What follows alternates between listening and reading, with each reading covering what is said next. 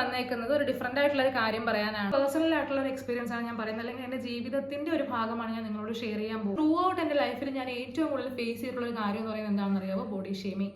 അപ്പോൾ എന്റെ കുഞ്ഞു കാലത്ത് ഇത് ബോഡി ഷേമിങ് ആണെന്ന് കൂടി എനിക്ക് അറിയില്ലായിരുന്നു. പല പല വാക്കുകൾ ഉപയോഗിച്ച ആൾക്കാർ നമ്മുടെ ശരീരത്തിനെ ആക്ഷേപിക്കുമായിരുന്നു. My body is my privacy, my freedom എന്നൊക്കെ നമുക്ക് സംസാരിക്കാൻ അറിയാമെങ്കിലും അന്നത്തെ കാലഘട്ടത്തിൽ അത് കേട്ട് കരയാൻ അറിയുന്ന ഒരു കാലഘട്ടം. ഇപ്പം നമ്മൾ മെലിഞ്ഞിരുന്നാലും ബോഡി ഷേമിങ് ചെയ്യും, വണ്ണം വെച്ചാലും ബോഡി ഷേമിങ് ചെയ്യും കേട്ടോ ആൾക്കാർ. അത് നിന്ന് കാണുന്നവർ എന്താ പറയും, നല്ല റേഷൻ കടയാണല്ലോ, അല്ലെങ്കിൽ നല്ല പുള്ളിങ് ആണല്ലോ, ഭയങ്കരമായിട്ടുള്ള ഇൻസൾട്ടുകൾ ഞാൻ കേട്ടു.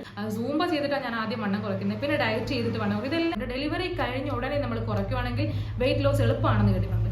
ഞാൻ എന്തോ ചെയ്തു, ബാലമോളുടെ ഡെലിവറി കഴിഞ്ഞ് 90 ആയപ്പോൾ ഞാൻ വർക്കൗട്ട് സ്റ്റാർട്ട് ചെയ്ത് തുടങ്ങി. ഒരു ബോഡി ഷേമിങ്ങിന്റെ ഒരു എക്സ്ട്രീം ലെവലായിരുന്നു അന്ന് ഞാൻ ഫേസ് ചെയ്തെന്ന് പറഞ്ഞ വർക്കൗട്ട്. ഞാൻ 2 മണിക്കൂർ വരെ ഡെയിലി ചെയ്തു. എല്ലാം വർക്കൗട്ട് ചെയ്തു. കൊറോണ സമയത്ത് ഞാൻ വണ്ണം കുറച്ച് 58 കിലോ ആയി.